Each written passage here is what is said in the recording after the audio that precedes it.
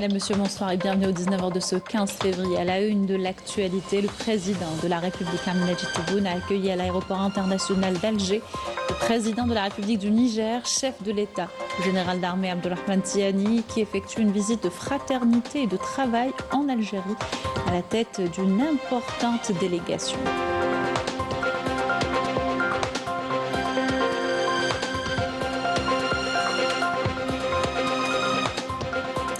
Le président de la République soutient les efforts africains visant à concrétiser une approche claire, reconnaissant le colonialisme parmi les pires crimes internationaux. L'Union africaine adopte la déclaration d'Alger sur les crimes coloniaux en Afrique et salue l'initiative du président. Les détails tout à l'heure. La plateforme numérique Study in Algeria, évaluée par le ministre de l'Enseignement supérieur. Ce mécanisme d'inscription a permis à 300 étudiants de 34 pays différents d'accéder aux universités algériennes et aspire à offrir plus d'opportunités. Nous en parlerons ce soir. Formation professionnelle, ouverture de la session de février avec l'inscription de plus de 285 000 nouveaux stagiaires à travers le pays. De nouvelles spécialités également sont proposées à chaque rentrée. Illustration en ligne, l'Institut national spécialisé de Boumardès.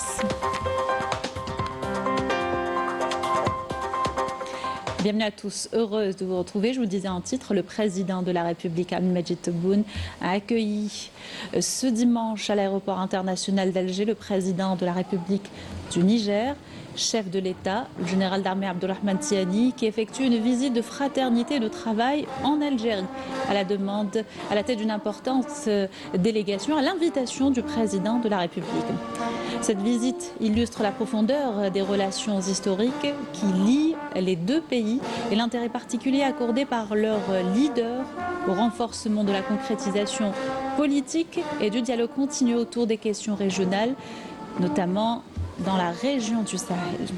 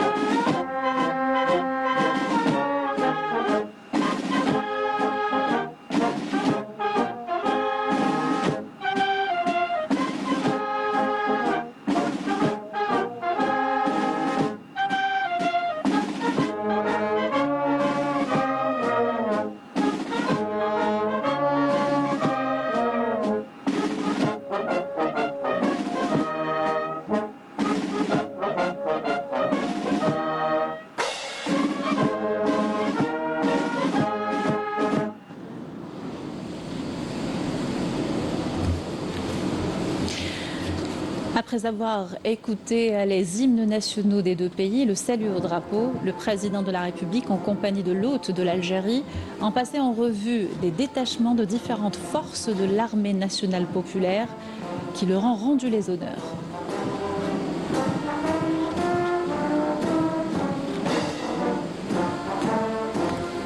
Le président de la République du Niger, chef de l'État, le général d'armée Abdurrahman Tiani, a salué les hauts responsables de l'État à son accueil.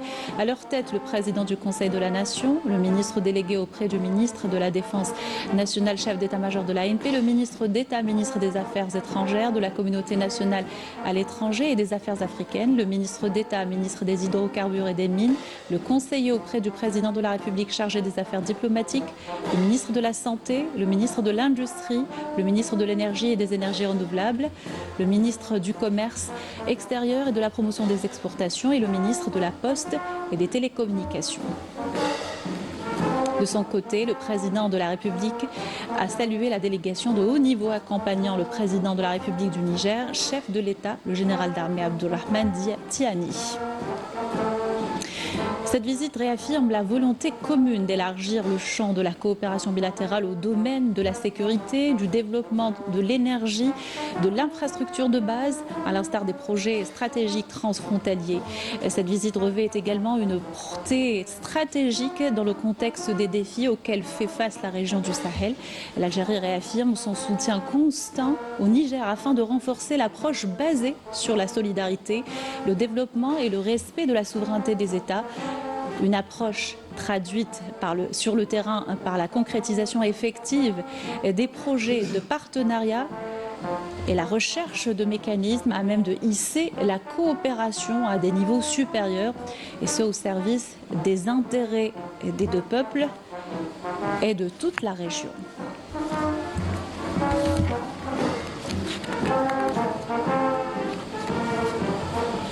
Et au salon d'honneur de l'aéroport international d'Alger, le président de la République, Ahmed Tebboune, a eu des entretiens avec le président de la République du Niger, chef de l'État, le général d'armée Abdurrahman Tiani. Ont assisté aux entretiens à côté algérien le président du Conseil de la Nation, le ministre délégué auprès du ministre de la Défense nationale, chef d'état-major de l'ANP, le ministre d'État, ministre des Affaires étrangères, de la communauté nationale à l'étranger et des Affaires africaines, le ministre d'État, ministre des Hydrocarbures et des Mines et le conseiller auprès du président de la République chargé des affaires diplomatiques. Côté nigérien, les entretiens se sont tenus en présence de la délégation de haut niveau accompagnant l'hôte de l'Algérie. Dans l'actualité également et en marge des travaux de la 39e session ordinaire du sommet des chefs d'État et de gouvernement de l'Union africaine et représentant le président de la République, Ahmed Tebboune, le Premier ministre, Sifi Rib, a pris part ce matin à Addis Abeba à une réunion de haut niveau sur les conséquences de la qualification du colonialisme comme crime contre l'humanité, ainsi que la reconnaissance de certains actes commis durant la période de l'esclavage, de la déportation et de la colonisation comme des actes de génocide contre les peuples africains.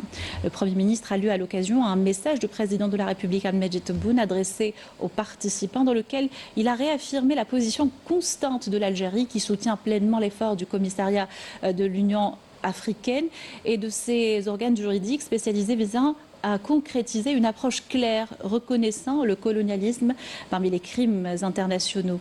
Ceci renforcera le principe de responsabilité tout en rendant justice aux victimes. Et dans le message également, le président de la République a évoqué l'initiative algérienne en collaboration avec le commissariat de l'Union africaine d'organiser une conférence internationale de haut niveau le 30 novembre de chaque année, une manière d'aider à consacrer la conscience historique au sein des générations montantes et à préserver la mémoire des sacrifices consentis par les peuples du continent. On écoute. تتقدم الجزائر في مستهل كلمتها بخالص التهاني وأسمى عبارات التقدير إلى لجنة الاتحاد الإفريقي. L'Algérie adresse ses félicitations et sa haute reconnaissance à la Commission de l'Union africaine sur le droit international pour l'étude approfondie et rigoureuse qu'elle a menée. L'Algérie salue cet effort scientifique et juridique remarquable et réitère son soutien plein et entier à toutes ces initiatives entreprises visant à établir une approche juridique claire et explicite qui classe le colonialisme parmi les crimes internationaux les plus graves. L'Algérie l'Algérie appelle à une reconnaissance internationale claire et sans équivoque par les organisations des Nations Unies et les puissances coloniales du caractère criminel des pratiques coloniales. Forte de sa douloureuse expérience nationale marquée par plus de 132 années d'un colonialisme de peuplement d'une extrême cruauté, l'Algérie se déclare pleinement disposée à mettre à la disposition des instances juridiques africaines compétentes tous les documents, preuves matérielles et témoignages historiques fiables en sa possession. Dans le cadre du mandat confié à mon pays, ainsi qu'au Togo, à l'Afrique du Sud et au Ghana, pour assurer les suivis de la mise en œuvre de la résolution 934 dans le cadre des activités thématiques de l'Union africaine pour 2025, l'Algérie, en coopération avec la Commission de l'Union africaine, a initié l'organisation d'une conférence internationale de haut niveau les 30 novembre et 1er décembre 2025 sur le thème « Crimes coloniaux en Afrique vers l'établissement de la vérité historique et criminalisation du colonialisme ». Les discussions approfondies avaient abouti à l'adoption de l'appel d'Alger qui comprenait plusieurs recommandations. Parmi les plus importantes figuraient la reconnaissance officielle des crimes coloniaux, le renforcement de la documentation des crimes coloniaux et la préservation de la mémoire historique africaine, la restitution des biens culturels pillés, des archives nationales et des dépouilles des victimes du colonialisme et la mise en avant de la responsabilité internationale face aux profondes conséquences environnementales et économiques des politiques coloniales sur le continent africain. Dans le même contexte, l'Algérie se félicite de l'adoption de sa proposition de désigner une journée africaine officielle, célébrée chaque année le 30 novembre, en hommage aux martyrs de l'Afrique. Cette loi vise à instaurer la responsabilité juridique, à préserver la mémoire nationale et à consacrer le principe d'imprescriptibilité des crimes graves, pilier fondamental de toute démarche sérieuse de réconciliation avec l'histoire. L'Algérie, qui place cette voie au cœur de ses priorités, estime que l'établissement de la vérité historique et de la justice constitue une base solide pour des partenariats futurs. Par ailleurs, le sommet des chefs d'État et de gouvernement de l'Union africaine a adopté ce dimanche la déclaration d'Alger visant à criminaliser le colonialisme et à garantir des compensations au profit des victimes. A adopté également la date du 30 novembre comme journée africaine dédiée aux martyrs africains, aux victimes de la traite transatlantique, du colonialisme et de l'apartheid. Les participants ont également salué l'initiative algérienne, la considérant comme une contribution concrète à l'effort continental pour criminaliser le colonialisme et réclamer des réparations. Ils ont exprimé leur reconnaissance au président de la République Ahmed Tebboune pour ses efforts à l'échelle africaine en faveur de la consolidation de la sécurité, la stabilité et du développement, ainsi que pour la préservation de la mémoire africaine. Toujours en marge du sommet de l'Union africaine et représentant le président de la République, le Premier ministre Seferli a également pris part à la réunion de la commission spéciale de l'Union africaine de haut niveau sur le Soudan du Sud. Le président de la République a adressé un message aux participants lu par le Premier ministre dans lequel il a insisté sur les principales conditions pour une transition en sécurité du Soudan du Sud vers la prochaine étape. Il a appelé notamment au dialogue inclusif comme unique voie sérieuse pour asseoir une paix durable dans la région.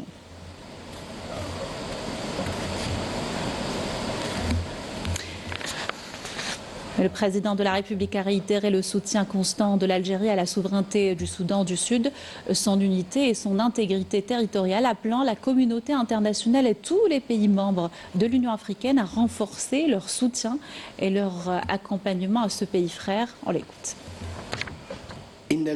L'Algérie réaffirme son soutien constant à la souveraineté du Soudan du Sud, à son unité et à son intégrité territoriale. Elle appelle la communauté internationale, l'Union africaine et l'ensemble des États membres à intensifier leur appui et leur accompagnement à ce pays frère. Notre soutien doit être collectif et efficace, non seulement sur le plan politique, mais aussi dans la réponse à la situation humanitaire urgente. Forte de son expérience nationale, de sa position régionale, l'Algérie souligne que la mise en œuvre complète et sincère des dispositions de l'accord signé demeure la voie la plus sûre pour parvenir à une véritable réconciliation nationale et pour surmonter les défis sécuritaires, politiques et humanitaires actuels.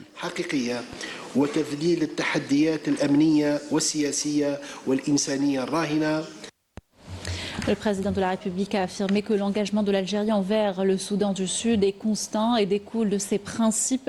Il s'est illustré concrètement lors de la présidence de l'Algérie du Conseil de paix et de sécurité de l'Union africaine, toujours dans le message du président de la République lu par le Premier ministre Seferli. L'engagement de l'Algérie envers le Soudan du Sud n'est pas circonstanciel, mais repose sur des principes constants et profondément ancrés. Il s'est concrétisé notamment lors de la présidence de l'Algérie du Conseil de paix et de sécurité de l'Union africaine en août 2025. Cette mission a permis de recueillir des informations directes sur l'évolution du processus de transition politique et transmettre des messages de solidarité sincères au gouvernement et au peuple sud-soudanais.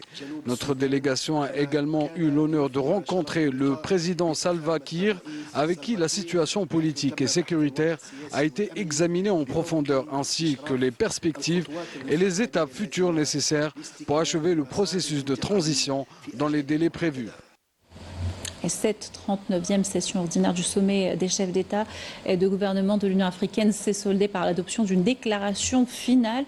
Le document insiste sur l'importance des voies de coopération et de complémentarité dans la quête du développement au sein du continent et la réalisation de la paix et la stabilité. Fathia Blalia et Maïsal Bouel.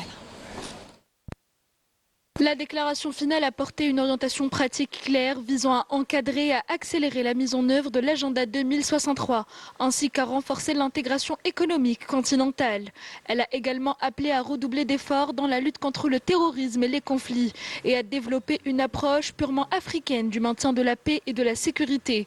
Le communiqué a en outre souligné la nécessité de réformer le système financier international et de permettre à l'Afrique de bénéficier d'une représentation équitable au sein des institutions économiques mondiales, tout en mettant l'accent sur les enjeux climatiques et en encourageant les grands investissements continentaux dans les infrastructures d'eau et d'assainissement, en cohérence avec le slogan du continent africain.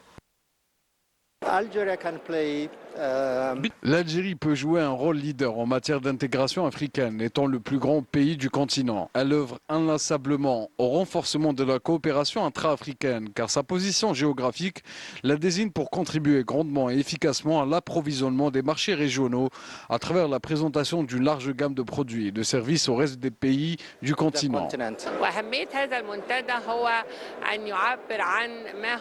Lors du forum auquel nous avons participé, le rôle crucial du secteur privé dans le développement du commerce intra-africain a été réaffirmé. Parmi les faits marquants du sommet figure la présence active et influente de l'Algérie dans de nombreuses questions essentielles pour le continent. Cette dynamique a été couronnée par l'adoption de la déclaration d'Alger sur les crimes coloniaux en Afrique, une étape qualifiée au sein du sommet de victoire historique pour le continent.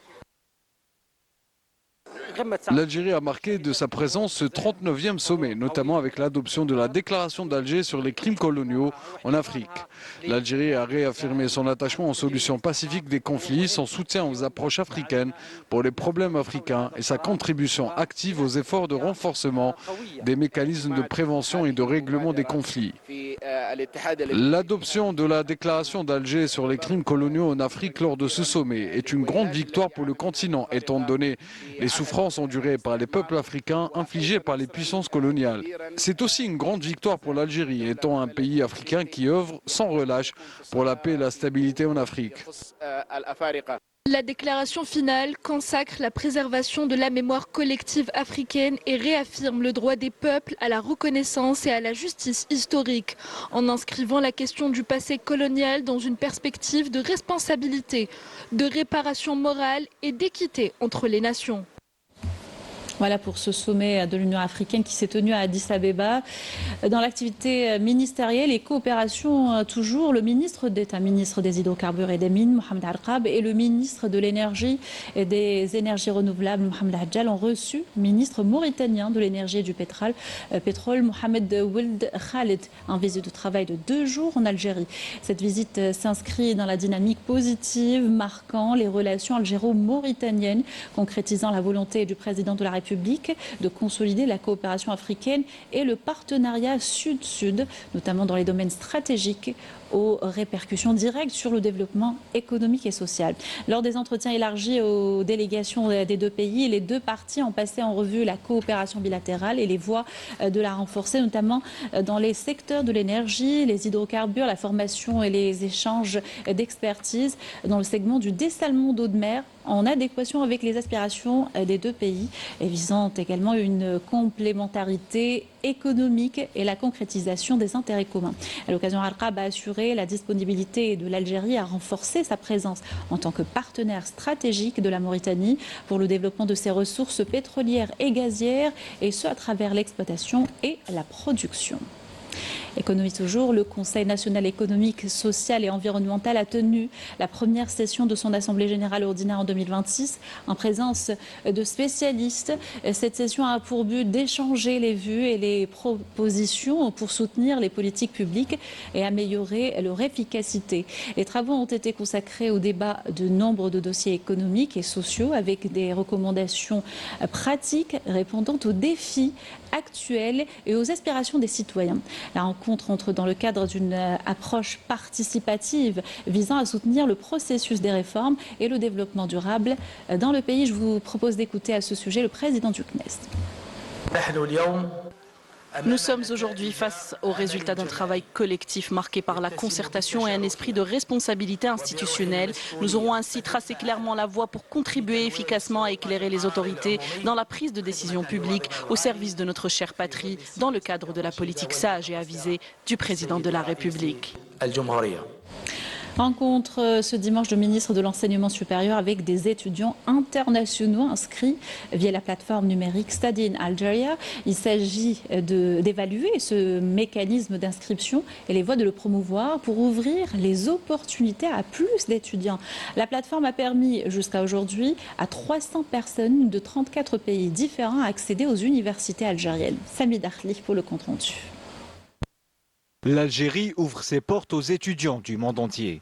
Aujourd'hui, ils sont plus de 300 étudiants venus de 34 pays à avoir choisi l'Algérie pour poursuivre leurs études supérieures. Un choix qui témoigne du rayonnement croissant de l'université algérienne au-delà des frontières. Avec le programme Study in Algeria, l'Algérie ambitionne de devenir un pôle universitaire attractif en Afrique et dans le monde arabe. Objectif : valoriser l'excellence académique nationale et renforcer la coopération internationale.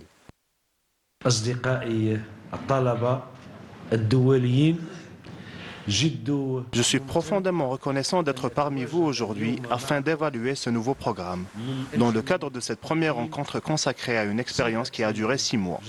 Cette nouvelle formule vient encadrer la relation entre les étudiants internationaux que vous êtes et les établissements universitaires où vous poursuivez vos études, dans le but d'améliorer les conditions de formation et de renforcer la qualité de votre parcours académique.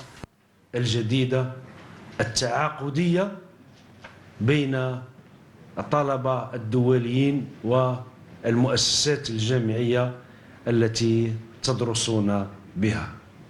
Au cœur de cette rencontre, la présentation des nouvelles spécialités universitaires, l'échange avec les étudiants internationaux et la restitution des premiers résultats du programme avec des coûts de formation compétitifs et un cadre de vie attractif. L'Algérie entend jouer pleinement sa carte dans la compétition académique internationale. Je trouve que c'est un pays extraordinaire par rapport à l'étude et par rapport à l'enseignement. Et même les peuples algériens, c'est un peuple qui aime les étrangers. L'Algérie est un pays chaleureux déjà, oui, souriant avec un environnement de travail et de vie.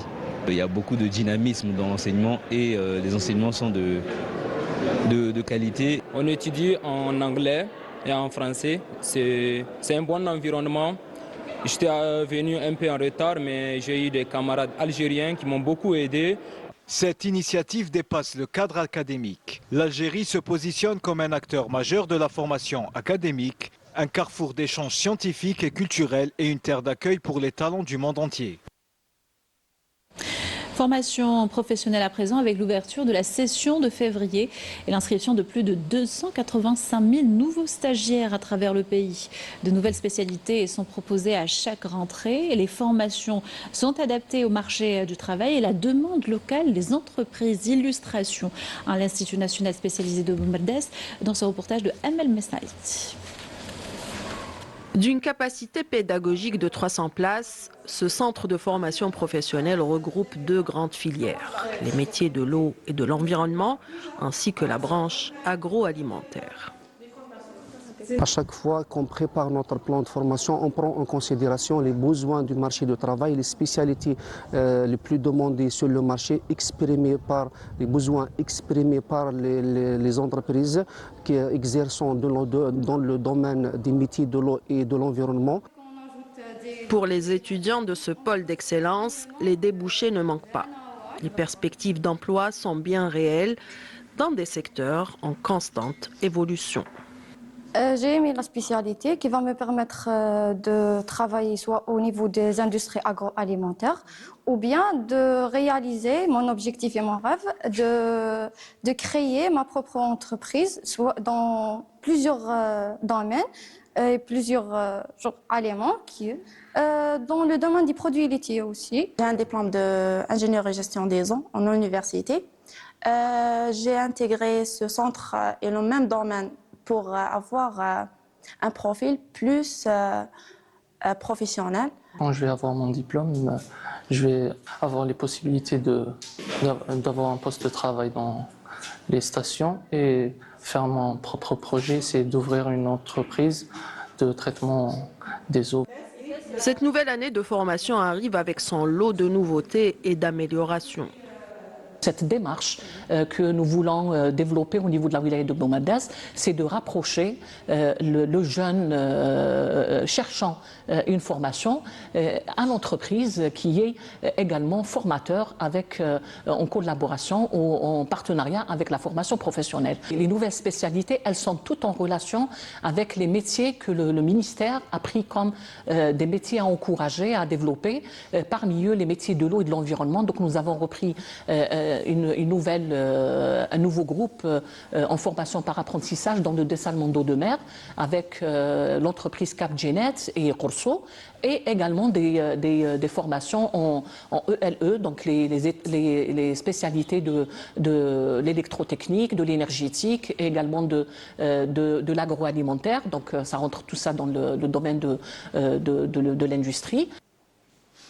Le centre propose 9 spécialités différentes permettant aux stagiaires de se qualifier pour intégrer entre autres l'industrie agroalimentaire, le traitement des eaux et bien d'autres domaines encore. C'est une guerre sans relâche menée par l'armée populaire nationale à nos frontières pour contrer le narcotrafic. À l'extrême ouest du pays, les routes frontalières servent de terrain aux trafiquants. Les différents détachements renforcent la vigilance et multiplient les opérations pour préserver le pays de ce fléau, nous dit Maïssa Louel. À l'extrême ouest du pays, sur des lignes devenues hautement sensibles, la bataille contre le narcotrafic ne connaît aucun répit. Dans ces zones frontalières où convergent les routes du crime organisé, l'armée nationale populaire mène une guerre silencieuse, méthodique et permanente. Surveillance nocturne, patrouille mobile, ratissage ciblé, embuscade coordonnée. Le dispositif est dense, structuré et dissuasif. Dans un contexte régional marqué par la montée des flux illicites, le contrôle de la bande frontalière s'est considérablement renforcé. L'objectif, verrouiller les axes d'infiltration, briser les réseaux criminels et protéger la sécurité nationale. Fin janvier 2025, une opération d'envergure a illustré cette montée en puissance. Des unités de l'armée nationale populaire, appuyées par les gardes frontières et les services compétents, ont intercepté un réseau structuré de contrebande de drogue dans cette zone frontalière sensible. Bilan, plusieurs individus armés neutralisés, un suspect arrêté et d'importantes quantités de stupéfiants saisis, ainsi que du matériel logistique destiné au transport clandestin. Des fouilles approfondies ont permis la découverte d'autres cargaisons, confirmant l'ampleur et l'organisation du trafic transfrontalier. Nous resterons toujours les garants de la dignité de la patrie, les protecteurs de ses frontières, les défenseurs de sa souveraineté et les veilleurs attentifs à sa sécurité et à sa stabilité. Un œil qui ne dort jamais. La protection des frontières nationales constitue une mission noble, engagée dans la lutte contre le terrorisme, la contrebande et l'ensemble des risques et menaces qui pèsent sur le pays. Au-delà des chiffres, c'est un signal fort envoyé au réseau criminel. La stratégie repose sur l'anticipation, la maîtrise du terrain et l'interopérabilité des forces. Une dynamique qui réduit progressivement les capacités d'action des trafiquants et consolide la souveraineté nationale. Ma mission consiste à assurer la surveillance des zones frontalières, à alerter et à intervenir face à toute menace, avec une vigilance constante et sans faille. Sur ces frontières exposées, la vigilance est permanente. Face à des trafics de plus en plus structurés et financés, l'armée nationale populaire demeure le rempart stratégique contre le narcotrafic, garante de la stabilité du pays et de la protection des citoyens. Et la lutte contre le narcotrafic, l'autre front, est le titre d'une émission spéciale que vous pourrez suivre ce soir à partir de 20h50 sur Canal Algérie.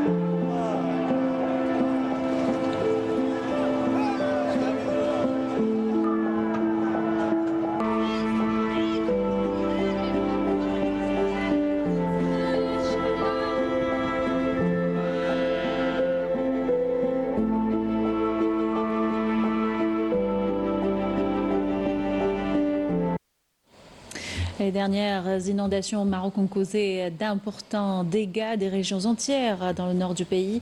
Des milliers de familles sinistrées attendent encore de l'aide. Privées de tout suite à cette catastrophe, elles réclament le soutien du Marzen qui, lui, fait la sourde oreille. Mohamed Qaïs et Raouf Hamouche. À chaque catastrophe naturelle, ce sont les mêmes scènes qui se répètent. Des citoyens livrés à eux-mêmes, dans des régions longtemps marginalisées où l'absence d'infrastructures et de prise en charge adéquate dans des moments de crise donne naissance à un drame humain, révélant les failles d'un système qui n'est autre que le Marzen.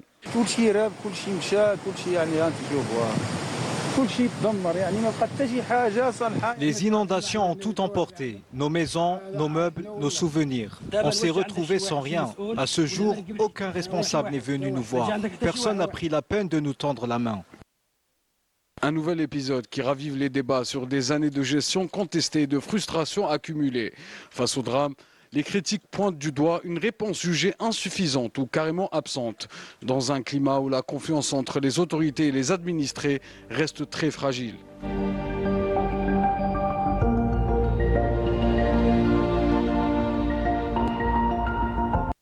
Lorsque des inondations mettent en lumière des difficultés d'accompagnement des sinistrés, des voix dénoncent un nouveau signe de marginalisation et d'exclusion touchant des citoyens marocains déjà fragilisés par la crise. Voilà qui termine ce journal. Merci de l'avoir suivi. Excellente soirée sur Canal Algérie.